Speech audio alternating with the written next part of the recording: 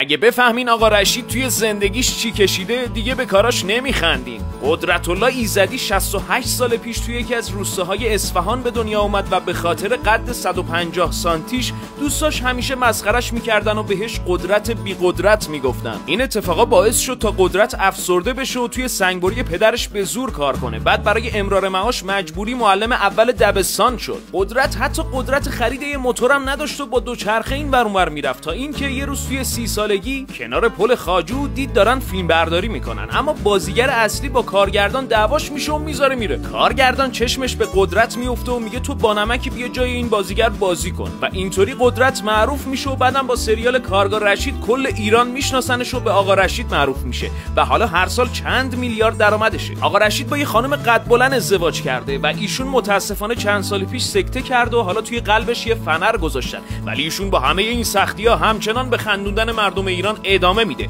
پس به افتخارش لایکو بزن.